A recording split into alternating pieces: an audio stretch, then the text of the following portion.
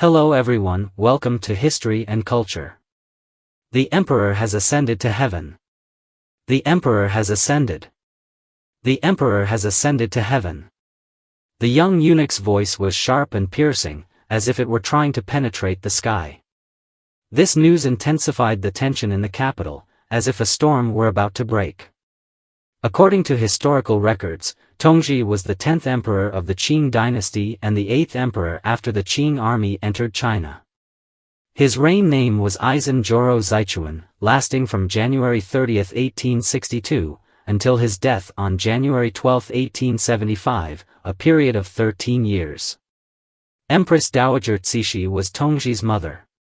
Along with Empress Dowager Cixi and Prince Guangxu, she instigated the Xinyo coup.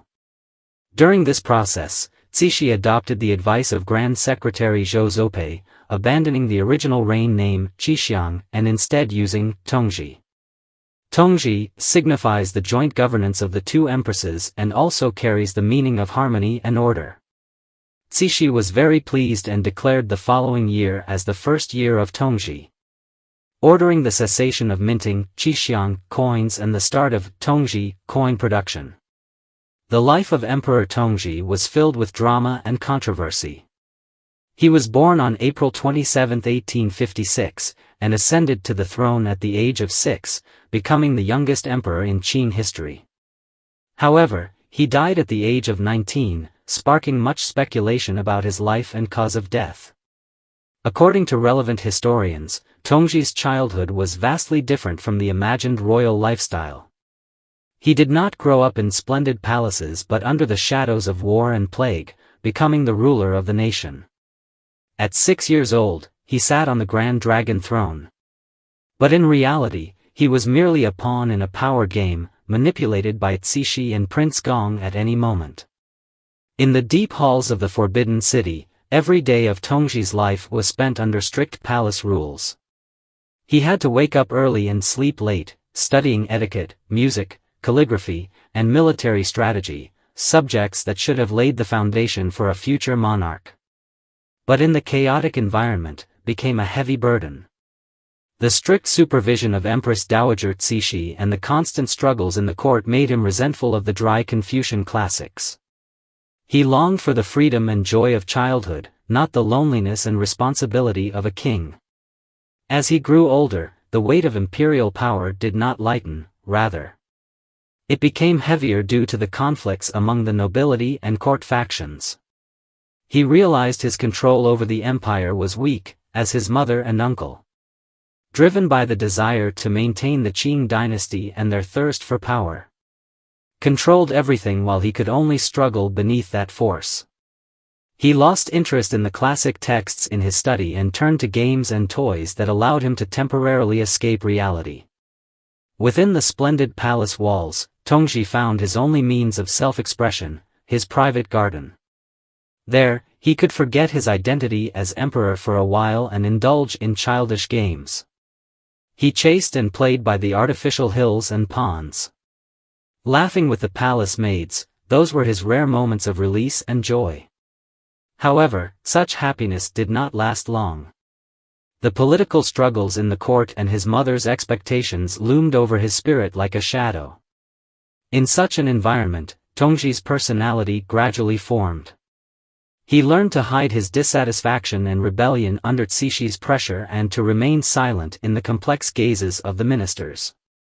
His loneliness was as prominent as his throne, yet equally heavy.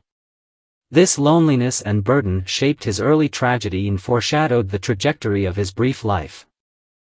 Regarding Tongzhi's assumption of power, it can be described as a tragedy of court politics. At 17, for an ordinary boy, it is a time of blossoming youth, but for an emperor, it is the best time to bear the responsibility of revitalizing the dynasty. However, when he took power, he found that the scepter in his hand was merely a symbol. Cixi's interventions were always present, and the old ministers in the court were conservative and skeptical of reforms, all of which gradually undermined his authority. At that time, the Qing dynasty was facing both internal strife and external threats. Emperor Tongzhi, with his ideals of reform, hoped to change the declining situation of the Qing. However, the so-called Tongzhi Restoration was largely a political endeavor driven by Empress Dowager Cixi and officials of the self-strengthening movement, such as Zhuo Zongtang and Li Hongzhang. They promoted a series of reforms, including the establishment of modern shipyards, arsenals, and mines, as well as the introduction of Western technology and management knowledge. During this period, Tongzhi's role resembled that of a symbolic leader, with actual decision-making power still firmly in Cixi's hands. He attempted to make a mark by ordering the reconstruction of the old summer palace, hoping to restore the former glory of the Qing. However, this decision quickly faced opposition in the court. Traditionalist officials believed that under the current domestic and foreign difficulties, such construction was meaningless and a waste of national resources. Amid the criticism, Tongzhi had no choice but to abandon the plan, which left him feeling deeply frustrated and powerless. The image of Emperor Tongzhi during this historical period is filled with contradictions. On one hand, he was a young emperor with dreams of reform. On the other, he was a puppet controlled by palace power and his mother. His path to assuming power was fraught with obstacles and struggles. Where dreams and ideals seemed particularly fragile in the face of real challenges. The fate of the Qing dynasty did not improve with his rise to power, instead, it continued to decline. Additionally, Tongzhi's marriage became a highly publicized drama, forming a complex and mysterious part of his life. When choosing a marriage partner, he was influenced by the power struggle between the two empresses. Empress Dowager Cixi and Empress Dowager Qianlong, both symbols of supreme power in the palace, had differing intentions. Empress Dowager Qianlong, elegant and gentle, valued inner qualities and strongly recommended Alut. While Empress Dowager Cixi preferred the intelligent, capable, and beautiful Fucha. In such a family political environment, the young Tongzhi appeared powerless. Although his choice was significant, he ultimately leaned towards Empress Dowager Qianlong and chose Alut as his empress. This decision was based on personal preference but inadvertently triggered Cixi's sensitive nerves, leading to a swift change in her attitude towards the new empress, which became harsh. As empress, Alut did not enjoy the honor and happiness she deserved. She soon found herself caught in the power struggle between Cixi and Qianlong, becoming a victim of this contest. Cixi's neglect and criticism left her feeling isolated and helpless in the opulent harem, enduring each day under strict scrutiny and harsh words. Tongzhi initially hoped to find comfort and support through his marriage but did not expect it to become another battleground of political struggle. His personal happiness seemed incredibly fragile in the face of his mother's thirst for power. Within such a harem life, the complexities and contradictions in Tongzhi's heart became increasingly evident. His warm feelings for the empress clashed with his awe and helplessness towards his mother, forming an emotional knot that was difficult to untangle. It is worth mentioning that Tongzhi's nightlife became a highly criticized aspect of his life. In the Forbidden City, the center of power, he should have enjoyed supreme honor, yet the young heart yearned to escape responsibility and constraints under pressure. In this mindset, he encountered two individuals who tempted him to stray: Jiaqing, the son of Prince Gong, and Wang Qingqi from the Hanlin Academy. Both were young men of influence in the capital, familiar with the glamorous nightlife. They recognized Tongzhi's loneliness and dissatisfaction and devised a plan to lure him to explore the nightlife of the capital in disguise. Under the guidance of Jiaqing and Wang Qingqi, Tongzhi began his nocturnal adventures. This not only challenged traditional imperial authority but also violated social moral norms.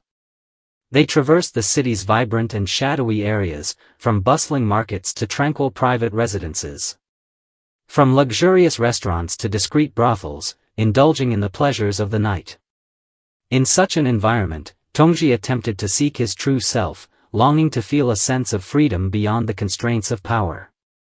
However, this behavior soon sparked a storm both inside and outside the palace. As emperor, his private life was supposed to be solemn and sacred. But his actions were viewed as immoral and extravagant, leading to doubts and criticisms. Consequently, Tongzhi's image was tarnished, and his behavior was interpreted as neglecting state affairs in favor of personal pleasures. His nightlife became an indelible stain on his reign and a negative factor in how he was assessed by later generations. In an era that valued propriety and image, these actions not only deepened the conflict between him and Empress Dowager Cixi but also affected his health and rule. As for the death of Emperor Tongzhi, it remains an unresolved mystery in Qing history. Some say he died of smallpox, others believe it was syphilis, while some think it was scabies. Opinions vary widely. However, the young Tongzhi's death was not just the end of one individual but also a harbinger of the Qing dynasty's demise, symbolizing the conclusion of one historical phase and the beginning of another. This is the History and Culture channel. Liking and subscribing are the greatest help and support to us. Thank you everyone and see you in the next time.